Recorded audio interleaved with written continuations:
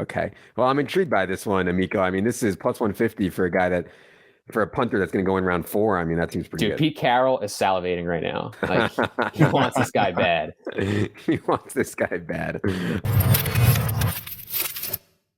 Hello, and welcome to episode 364 of the official EstablishTheRun.com podcast. My name is Adam Levitan, as always, joined by Evan Silva, and the NFL draft is just 8 short days away. I, of course, don't really care about the draft, but I do care very much about the NFL draft props, one of the softest and best markets there is to bet, and that is what we are going to talk about today. For this, we are joined by the man. I don't know. I don't think anyone has grinded their cock off harder than this man on draft props. Not only grinding dozens of books for lines without a scraper, only his hard hat, but also grinding all the podcasts and the articles and the DMs for info. It is Anthony Amico. Amico, how's it going, buddy? It's going great, Adam. This is really got to flex the heart this time of year. Like you said, we're grinding through all the books. That's what we do. New star of the Ross Tucker show, and now enemy number one of Steve Fezzik.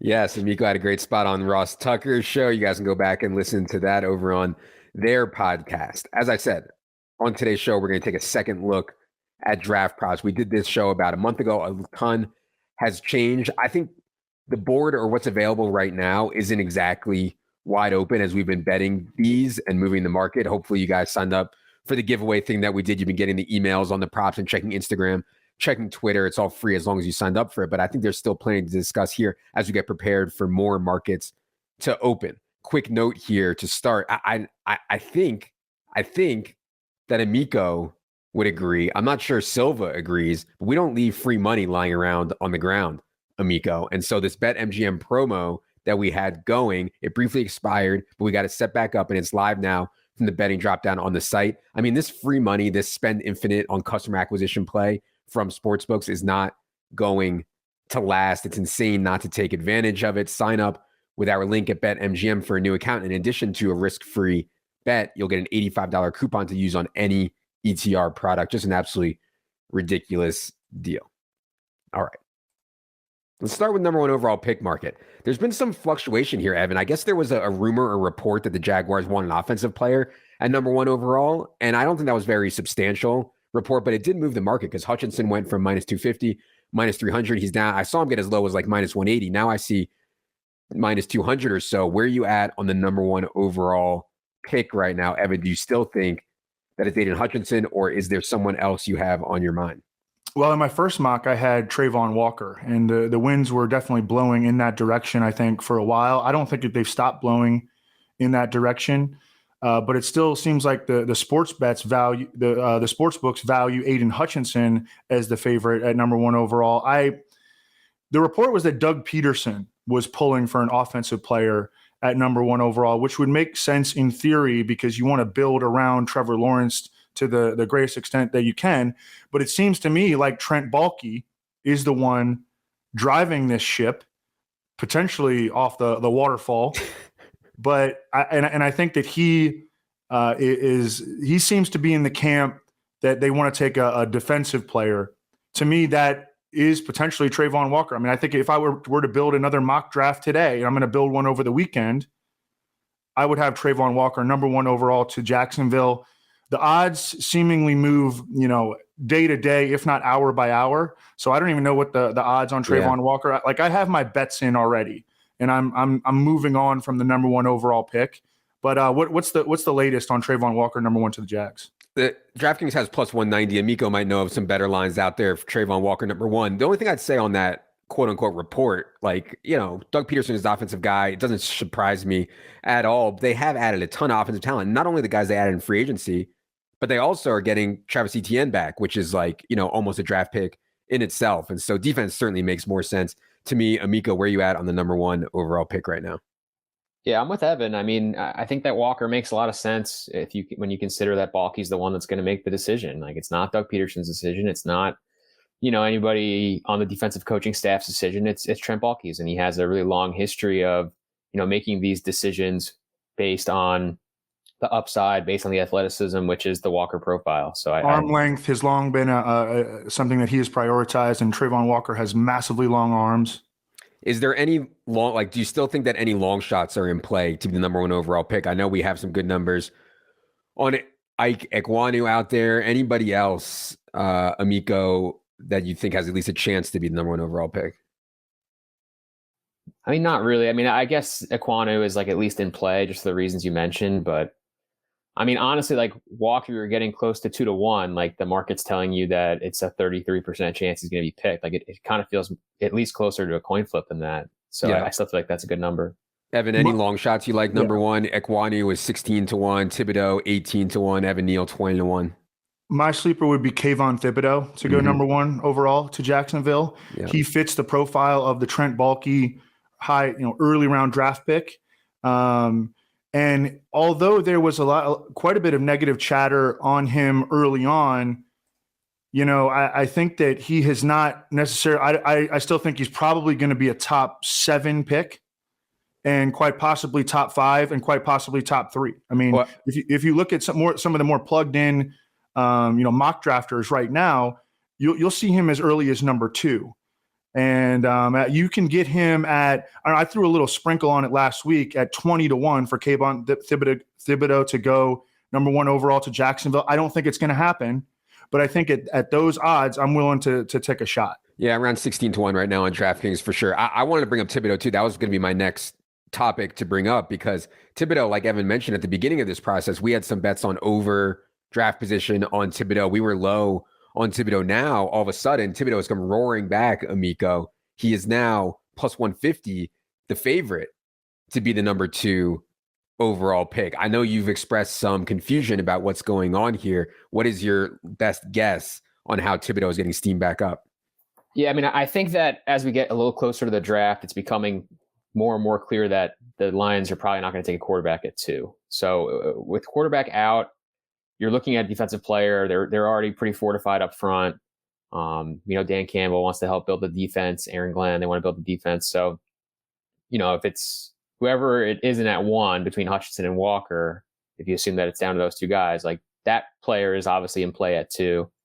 But then Thibodeau appears to be someone that the Lions have done a lot of work on. They've met with him multiple times. They've done probably their most amount of research on Thibodeau, which could make sense for a variety of reasons, but those reasons include obviously that they're interested in taking him 2nd overall. And Thibodeau is from Oregon. They just drafted Penei Sewell out of Oregon last year, so pretty strong connection there. I think that if you're looking to get the inside scoop on what's going on with Thibodeau, what he's like as a teammate, as a player, they have someone in-house that can answer those questions. Yeah, I mean, to me, number 2 overall pick market, Trayvon Walker is plus 450. And so if you think that they're definitely going edge, plus 450 seems like a good number to go. Number 2, to me, Evan, any thoughts on the Lions and what they'll do at number 2 right now? It really, and I've talked to several, I wrote this at the top of my first mock draft. I've talked to several people who have a history of being pretty accurate with their mock drafts, and none of them expressed strong confidence in really anything. They say it's the most wide open first round that they can remember, and that's beginning at the number 1 overall pick. And so if we don't have a firm, level of confidence on the number 1 overall pick, how can we be confident in the number 2 overall pick? So looking at the longer shots, just because of the volatility that begins at 1 and it becomes more volatile every pick that you go down the board, looking at the longer shots, I think is the smart way to approach numbers 2, 3, 4, et cetera, et cetera. Yeah. And as we talked about in the first one, anticipating trades, it doesn't mean the Lions are going to pick number 2, and you don't know what a team needs, who trades up for number 2. You don't know what their team needs are. Only thing I would say, Evan, I think you're right. It's probably true. I'm just so tired of every year these mock people saying, this is the hardest year I've ever done mock. No, wait. This is the hardest I've ever, this is the hardest year I've ever done. No. This is the hardest time. It's always hard to do a mock. It's always impossible. You know what I mean? So every year, hey, if you were to match 14, I think, what did Josh Norris get last year? I think it was 14. 16, he matched, was it 16? Yeah. So that's a 50% hit rate, and that's the best mock draft ever. So and Josh will tell you about that. But yeah, I mean, that just goes to show. And in a normal year, if you get 11 matches from players to teams out of the top 32, that's a hell of a mock draft, Sure. So yeah, it's very, very hard every single year. But I really do buy into this is maybe the hardest one. Okay. Oh, I know I'm interrupting the video. Wah. But if you're enjoying this video and want to see more fantasy football and DFS content like it, please just take 2 seconds, hit the subscribe button, hit the thumbs up button. Really does go a long way for us, and we'd appreciate it. Thank you for watching. And now back to the show. Let's go to the quarterback position. I don't know if you guys listened to the podcast I did with Thor, but he thought it would be like absolutely insane for an NFL franchise not to take Malik Willis if they're taking a quarterback as the first quarterback off the board. That's only minus 150 on DraftKings. There might be some better numbers out there. Evan, what do you think about this whole debate at quarterback? Do you think Malik Willis is a play at minus 150? We also took some long shots, but numbers are gone now. We took Desmond Ridder 30-1 to be the first quarterback taken. It's now 10-1. Don't think that's likely again, but 30-1 was too good to pass up. But anyways, right now it looks like the market is saying it's down to Willis or Pickett. Willis minus 150, Pickett plus 160. Evan, what are you hearing or thinking about the quarterback? Well, Thor is really good at what he does, and he built an excellent argument for NFL teams to be aggressive in the way they approach Malik Willis in this draft. However, I keep coming back to the fact that Malik Willis really didn't dominate as a player as a quarterback at Liberty, and that's a concern to me. He did not consistently dominate at that level. He didn't necessarily, and his teammates weren't great. So there is the Josh Allen corollary there. Although I think that Josh Allen's supporting cast at Wyoming was better than people remember it to be. But at Liberty, I mean, you haven't heard of really anybody else on that offense. So I understand that. But just the fact that he did not dominate at that level, that's a red flag to me and a reason to continue to stay. And I think that teams will agree with that. My sense is that most teams have a second round grade on Malik Willis. That's not to say that he's going to go in the second round, because quarterbacks with second round grades go up in the first round because they play quarterback. Yep. But I'm sticking to Malik Willis to the Steelers, whether it be via trade up. They seem to telegraph their picks in the first round. Even last year, they telegraphed Najee Harris, the running back, and even Pat Freiermuth in the second round. The Steelers beat writers were saying, hey, if Najee Harris goes before their pick, I think it was at 24 or 21 or somewhere in there, then they were going to take Freiermuth in the first round. So, and I think that it's been telegraphed really from day one that Mike Tomlin loves Malik Willis. Yeah, so I want to get to that one in a second here. I'm curious, though, Amico, what you think about Malik Willis minus 150 to be the first quarterback off the board. It's probably just like a no bet for me, honestly. Like I think that we did a really good job getting Ridder when we did, because as Evan mentioned, like the quarterbacks in this class, they don't warrant these top picks. So once you get into the mid to late first round, I mean, just ratchet up the variance tenfold, right? Like there's no set order to these guys. It's really going to come down to what team takes a quarterback first, what team makes a move for a quarterback first, and who they genuinely believe is the best player. And that could be, 3 or 4 different guys probably at this point. So I'm comfortable with Ridder still probably at 10-1. I still think that that's okay. I'm otherwise probably not betting this market. Evan mentioned Steelers connection with Malik Willis. Obviously, they've played against Lamar Jackson multiple times a year over the last few years. That was a reasonable comp, Michael Vick comp for Malik Willis. I mean, just as a fantasy guy, I mean, the more I read and watch this Malik Willis stuff, it's like, oh my God, like this dude could actually be like a totally insane fantasy player. But anyways, this you can bet on this, on who will take Malik Willis. And you can take Malik Willis to take him. You can also take just straight up Steelers take a quarterback first. It was plus 210. Now it's plus 185. I know you were on that one, Amico. Why not? Can we go Steelers to take Malik Willis, or you think we're better off going Steelers to take a quarterback first now that it's down to plus 185? I still prefer to go Steelers to take a quarterback, just because I think that every move that they've made this offseason has said we are drafting a quarterback this year. They have Trubisky under the 2-year contract. Like he's clearly their bridge guy.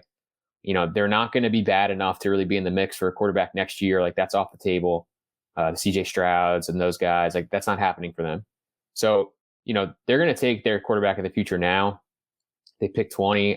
It's conceivable that someone gets ahead of them to take Malik Willis, who I would agree is probably the favorite guy that they like. But, I don't see any reason why they wouldn't take Desmond Ridder if Willis was off the board. They want a mobile quarterback. Ridder definitely is that. He ran in the 4.5s at the combine, and he's another guy that it seems like, universally around the league, teams love, for what he does on the board, what he does in the meeting rooms. So, I could definitely see Willis going before pick 20 or someone else, beating them up the board for Willis, and then they end up with Ridder. So that's why I probably prefer Steelers quarterback first.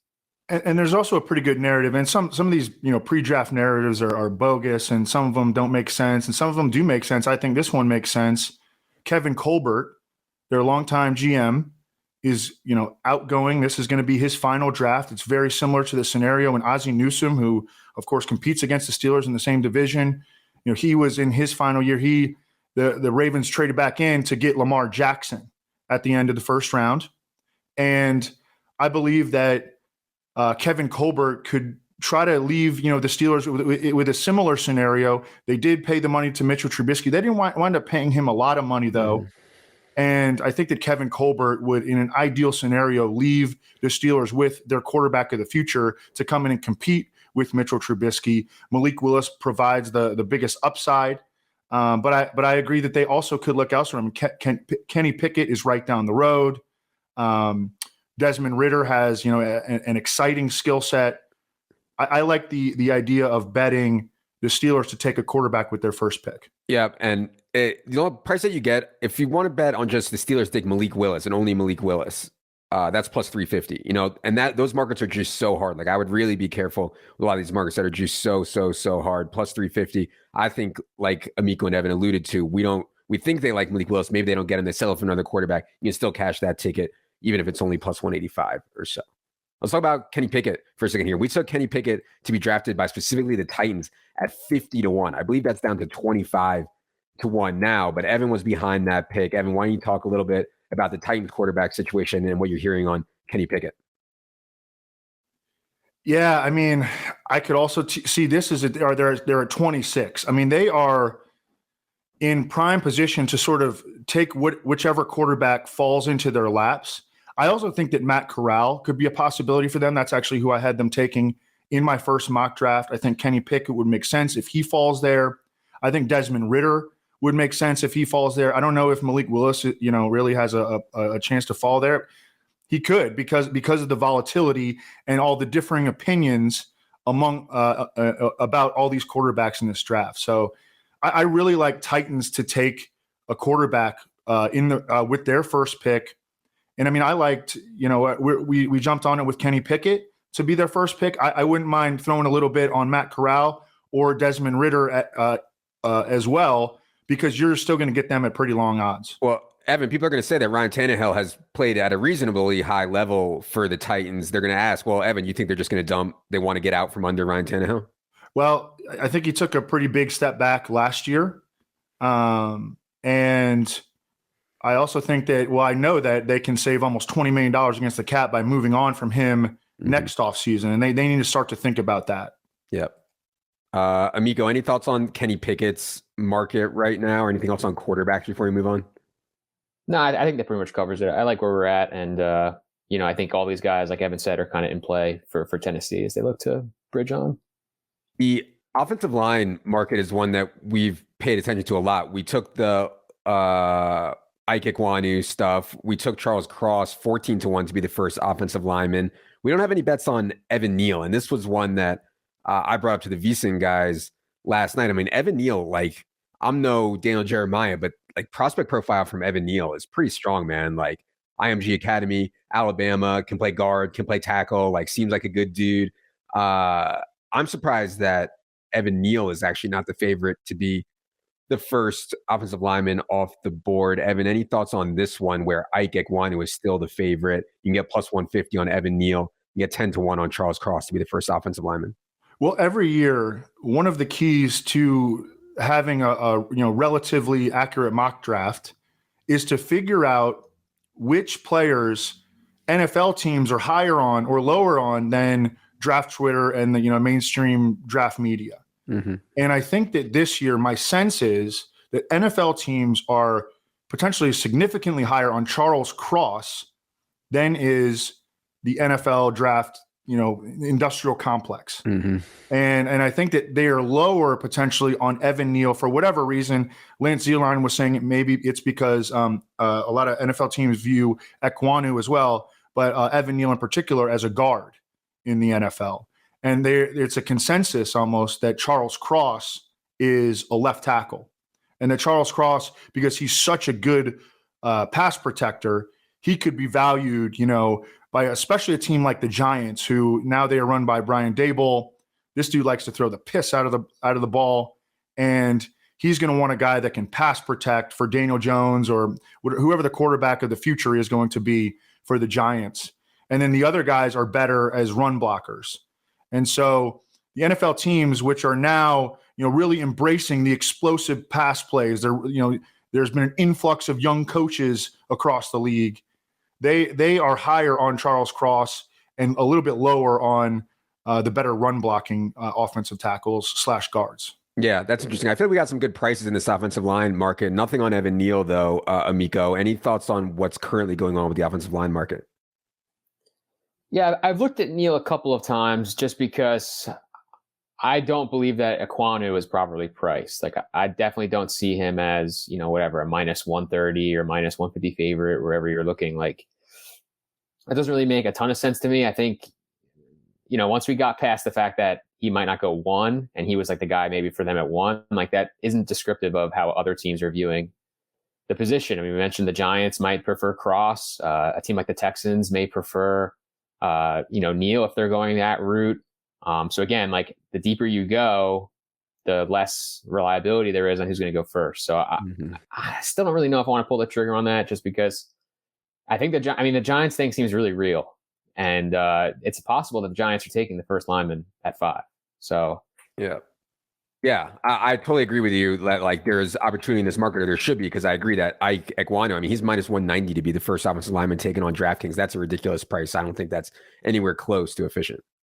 And if the Panthers at 6 I think at this point, I don't think they're going to take a quarterback, and they absolutely would prefer to trade out because they don't have a second or third round pick, and they would love to pick up an extra pick or two to move back. I mean, they need players, man. Yeah. I mean, this team's about to trot out Sam Darnold again. Mm-hmm. This is really rough, but they are also a team that is a prime candidate to take an offensive lineman if they can't find a trade partner. And they've been very connected to Charles Cross, and Ekwonu is right down the road at NC State. And if they, I think they're going to take a tackle if they have to sit there. So we also know that the Giants have been rumored to be wanting to trade out to pick up extra additional selections. So if the Giants think that they could just move back a couple spots, pick up, maybe the sliding offensive lineman, and then a team that has a specific offensive lineman in mind, they would need to move ahead of the Panthers into that number 5 slot where we think that the Giants are willing to trade out. And that could be another interesting scenario. I think we're going to get an offensive tackle at number 5 at this point.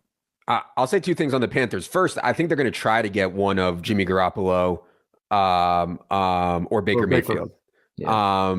And second, we took Panthers to take their first pick to be an offensive lineman plus 200. I think we took that a couple of days ago. Line is likely gone now. But yeah, I mean, Panthers seem likely to take an offensive lineman, at least to me, assuming that they stick there for sure. Okay. News came out today, and this has kind of been boiling for a few days here, Evan, this Deebo Samuel thing. It sounds like they offered to pay him like the max, and that's not enough. Sounds like he doesn't want to play running back anymore. He wants his role to be different. Maybe he doesn't want to be a kick returner anymore. I don't know what's going on. But then the report comes this morning, and this is Wednesday morning. He has asked the 49ers for a trade. There's some timely bets we can make with this 49ers to take a wide receiver first is plus 425. But first, Evan, what do you think about this whole Deebo mess for the 49ers, and then any takes for the draft in them? Oh, he's got his agent or people around him in his ear. You don't want to be playing this running back role anymore because it's going to be a threat to your longevity. And it makes sense from that standpoint. And he also is a really good receiver when he's utilized in that capacity.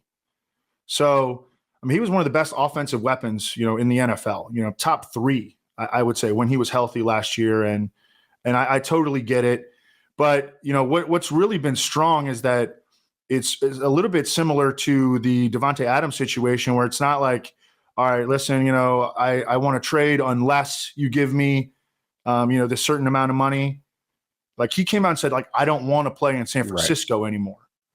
And so that makes me think that there maybe is a little bit more smoke behind this, or a little bit more fire behind this smoke. And so I took 49ers to use their first pick. That's what the bet is, on a wide receiver, period.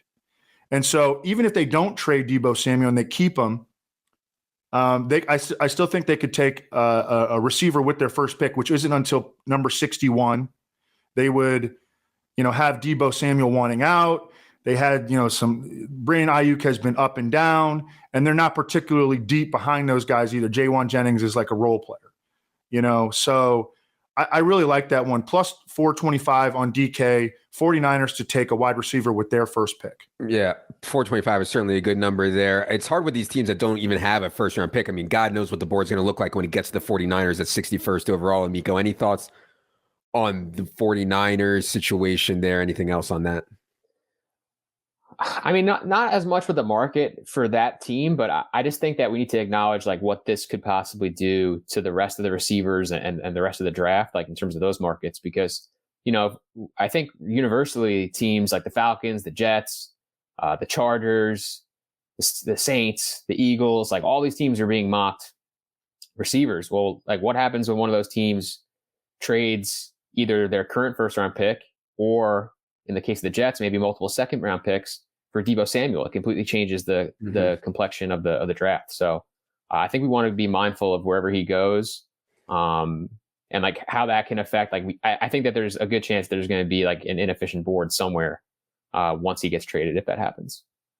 Only other wide receiver note I had here I want to talk about was George Pickens, who we took at plus 225 to go in round 1. It's plus 105 now, and this is like there's some people that are really, really high on George Pickens. Obviously, we've talked about Jameson Williams plenty. I think the steam there is gaining. But yeah, there's steam on like a lot of the wide receivers. And as Amico mentioned, there may not be landing spots for all these wide receivers, especially if, teams like the Packers or the Chiefs don't do what everyone expects them to do. So yeah, I mean, I would not take George Pickens to go in round 1 at plus 105 where it's at now. I liked it at plus 225. But as a whole, Amico, I mean, I think the George Pickens thing is just an example of the depth at wide receiver, and maybe not all these guys are going to go round 1. So any further thoughts there on Pickens or anything else like round 1, round 2 wide receiver stuff? I mean, Pickens just has a lot of upside, right? I mean, I think that the warts are noted already. I mean, he's coming off of 2 injured seasons, one extremely injured season last year. But a lot of the guys, it seems like a bunch of guys around the league really respect his talent. So are one of those teams picking at the end of the first round? If so, we could see George Pickens. If not, maybe he goes in round 2. But, these are the kinds of swings that I think we need to take in a market where, like, adjacent to this Samuel thing, like receivers are getting paid more and more. Like, this is a premium position now. So if you want to save some money on your books, like you're looking to draft quarterback, you're looking to draft edge, you're looking to draft tackle, but I mean, receiver is now right in that mix. And I think that's why we're going to see a lot of these guys go. I mean, Jamar Chase's cap hit is like $8 million, and Tyreek Hill's cap hit is next year is gonna be like $30 million, and like, so you can Christian say Kirk's is like $25 million. Yeah. And so like having a really good rookie wide receiver is obviously gaining more and more in value for sure. Yeah. And that was the same argument that Daniel Jeremiah made for why he thinks that some of these wide receivers could go even earlier than expected. And I think they keep moving up in the mock drafts. George Pickens, interesting. Lance Zierlein on their latest show on The Athletic with Dane Brugler said that he thinks that George Pickens, after talking to teams, is likely to go in the 50s. So he's a really tough guy to gauge. I like where we got him in terms of price, but yeah, there's no way I would touch him around even money right now to go in the first round. Not a chance. All right, let's wrap up here with a few quick ones. I can't believe we're even discussing this, but Amico insisted that we talk about Matt Araiza, first special teamer to go at plus 150. I mean, Amico's grinded his cock so hard that he has no cock left. Amico, tell the people about whoever the hell this guy is and the market. So he's a punter And I mean, this guy, I mean, listen, we're taking every edge. All right. This guy, like, he kicks the ball so far. Like, he has like 60-yard punts, 65-yard punts. He's in like Dane Brugler's like top 120. Like, this guy's going to go in the 4th round of the draft. And, you're talking about a special team guy in the 4th round. Like, I have to think that he's going to be first. So they don't define this market with any return men, right? This is all kickers and punters. Yeah. Okay. I guess long snappers technically too, but that's obviously not like really going to happen. Okay. The Patriots took like a long snapper in the 5th round a couple years ago. Okay. Well, I'm intrigued by this one, Amico. I mean, this is plus 150 for a punter that's going to go in round 4. I mean, that seems pretty good. Pete Carroll is salivating right now. Like, he wants this guy bad. He wants this guy bad. All right. Some of these team ones, and now almost every team on various books has a market for what they will do with their first pick. Evan already talked about the 49ers one. I mentioned the Steelers one. 3 here to talk about Saints, Patriots, and Texans. Evan, have you spoken to Underhill? Any inside info on what the Saints are likely to do? You can get offensive line with their first pick plus 250. You can get wide receiver with their first pick, the Saints, plus 350. Any thoughts there? Yeah, I mean, I think it's pretty well known. That's, popularly expected. I think a quarterback could be a lower probability option at one of those selections, but yeah, I mean, those are the 2 positions that I think that they're strongly considering. That I think Underhill would agree. Yeah, I mean, I think the one interesting one is the Texans to take a corner because they have been so popularly mocked edge players and offensive linemen. A cornerback like Sauce Gardner, I think, would be an intriguing possibility for them. Lance Earline, who works in Houston, also mentioned that they've been doing a ton of work on Stingley out of LSU, Derek Stingley, and that he could be a possibility for them at 13. Yeah, I mean, plus 450, Amico, in these markets, who they take first is almost can be considered a long shot. Certainly like that one. I feel like Sauce Gardner is like become like the object of draft Twitter's affection lately. I can't go on Twitter without seeing people having full 3.9 for Sauce Gardner. But yeah, any thoughts on how you think about these team ones, Amico? Yeah, I mean, I think it's just like a really nice arbitrage play. Like the overall markets have Gardner plus 400 to go 3rd, but they have it plus 450 for Houston specifically to take a corner or to take a D-back at all, depending on where you're looking, plus 450. So like, obviously, like, we get better odds and we get Stingley. Lovie Smith has come out and talked about how they need better cornerback play to play the style of defense that they want. And we're talking about edge players maybe coming off the board at 1 and 2. So, I think that the tackles have been really popularly mocked to them. But when you consider their situation, I mean, Laramie Tunsil is back. I think when the draft season started, it was kind of expected that he would be gone. He's still there. Titus Howard is entering his 4th season with the team. He's a former 1st-round pick. They've yet to pick up his 5th-year option, but still could do so. He's the right tackle for them. So, like, they're going to draft a guard 3rd overall? I don't know. I mean, like, you could say that they would draft that player and then bump them outside next year. Maybe they don't bring Howard back or whatever. But, you listen to the guys like Zierlein and Brugler talk about how corners in the mix. Like, I think that it makes a lot of sense. So plus 450, I think, is a really good price. Last one is, what will the Patriots do with their first pick? Right now, they are scheduled to pick 21st. We know Bill Belichick is notorious for trading back. Amico, any takes on that market? What will the Patriots do with their first pick? I mean, they traded Shaq Mason for a song to Brady in Tampa. They have a pretty clear need at interior alignment. I think Zion Johnson out of Boston College has been popularly mocked to them, but also, I mean, just really any offensive lineman. I think that you're talking about supporting Mac Jones. You could do that through receiver.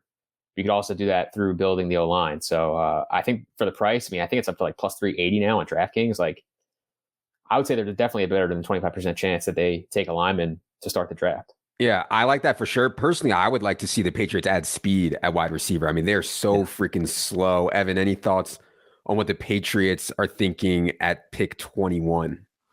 Yeah, you want to look at what their odds are to take a linebacker with their first pick because, they have not re-signed Dante Hightower. They moved on from Kyle Van Noy. that's a position that, I mean, they have long prioritized. You know, they've used first round picks on linebackers historically. I want to say you could get it at a pretty good price if I recall correctly, and they could still move back as they so often do and take a linebacker later. Mm-hmm. Yeah, that's a plus 300 right now on DraftKings. Okay, plus so it's not that great. 430 It's not on that great. FanDuel. Yeah. Okay. Yeah. Not that great. But I think that's, and they're such a difficult team to forecast because they so often use early round picks on guys that people are just like, what?